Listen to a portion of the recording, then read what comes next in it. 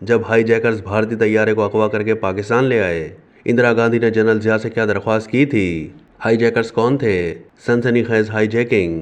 24 اگست 1984 کو بھارت میں سکھوں کے لیے ایک علیحدہ وطن خالصتان کے قیام کے لیے سرگرم قلم آل انڈیا سکھ اسٹوڈنٹس فیڈریشن کے 7 افراد نے انڈین ایئر لائن کے طیارے IC 421 کو ہائی جیک کر لیا تھا۔ یہ پرواز دہلی ایئرپورٹ سے براستہ چندی گڑھ سری نگر جا رہی تھی، جس میں 74 مسافر سوار تھے۔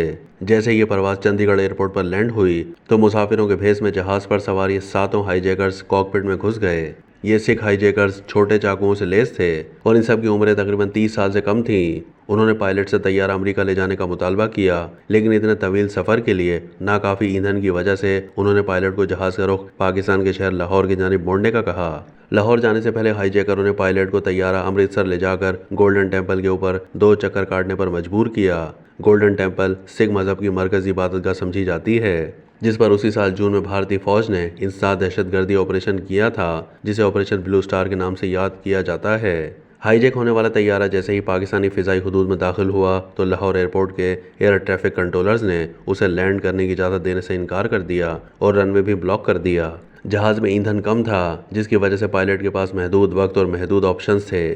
لاہور کے اوپر 80 منٹ تک چکر کاٹنے کے بعد بالآخر ایئر ٹریفک کنٹرولرز نے اسے لینڈ کرنے کی اجازت دے دی۔ لاہور میں لینڈنگ اس ہائی جیکنگ کا اہم موڑ ثابت ہوئی۔ جب یہ بھارتی طیارہ لاہور ایئرپورٹ پر کھڑا تھا تو بھارتی وزیر اعظم اندرا گاندھی نے صدر پاکستان جنرل ضیاء الحق سے درخواست کی کہ اس جہاز کو لاہور سے دوبارہ اڑان بھرنے کی اجازت نہ دی جائے۔ بھارتی حکومت کا خیال تھا کہ ہائی جیکرز کے پاس چاقوؤں کے علاوہ کوئی ہتھیار نہیں ہے، اس لیے پاکستانی فورسز طیارے کو گھیر کر بہت آسانی سے ہائی جیکرز کو سرنڈر کرنے پر مجبور کر سکتی ہیں۔ ہائی جیکروں نے 5 مسافروں کو طیارے سے اترنے کی اجازت دی اور پاکستانی حکام سے مطالبہ کیا کہ طیارے میں دوبارہ ایندھن بھرا جائے تاکہ وہ اسے امریکہ لے جا سکیں۔ پاکستانی حکام نے طیارے میں ایندھن بھرنے پر رضامندی ظاہر کی، لیکن متنبہ کیا کہ وہ طیارہ اتنی دور تک پرواز نہیں کر سکے گا۔ تاہم اس دوران ایک ہائی جیکر نے اچانک ریوالور نکال لی اور پائلٹ کو جہاز اڑانے پر مجبور کر دیا۔ پرواز میں سوار ایک برطانوی جوڑے نے اس حوالے سے دعویٰ کیا کہ لاہور ایئرپورٹ پر پاکستانی حکام نے ہائی جیکروں کو کاغذ میں لپٹا ہوا ایک پیکٹ دیا تھا، جس میں ممکنہ طور پر ریوالور موجود تھی۔ اس بیان کی بنیاد پر بھارت ان ہائی جیکروں کو ریوالور فراہم کرنے کا الزام پاکستان پر عائد کرتا ہے۔ لاہور سے روانہ ہوتے ہی ہائی جیکر نے پائلٹ سے مطالبہ کیا کہ وہ جہاز کو بحرین لے جائیں، تاہم پائلٹ نے ناموافق موسمی حالات کے باعث جہاز بحرین لے جانے سے انکار کر دیا۔ چنانچہ ہوائی جہاز کا رخ کراچی کی طرف موڑ دیا گیا۔ جب یہ جہاز کراچی ایئرپورٹ پر لینڈ کیا تو ہائی جیکرز نے برطانوی پاسپورٹ رکھنے والی 2 خواتین کو طیارے سے باہر جانے کی اجازت دے دی۔ کراچی ایئرپورٹ پر اس طیارے میں مزید ایندھن ڈالا گیا۔ بعد ازاں طیارے نے ٹیک آف کیا اور دبئی کی جانب روانہ ہو گیا۔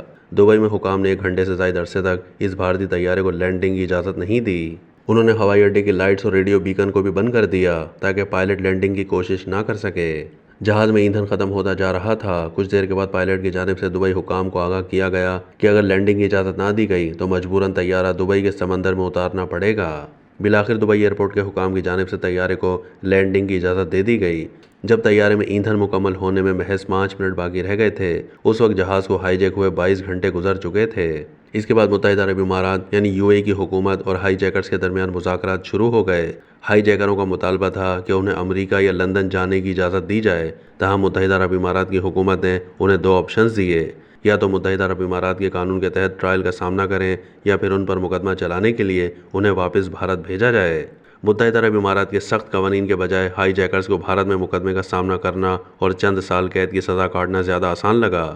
بالآخر ہائی جیکرز نے غیر مشروط طور پر سرنڈر کیا۔ بعد ازاں UAE کے حکام نے طیارے پر سوار مسافروں کو بحفاظت بازیاب کر کے ان ہائی جیکرز کو بھارت کے حوالے کر دیا۔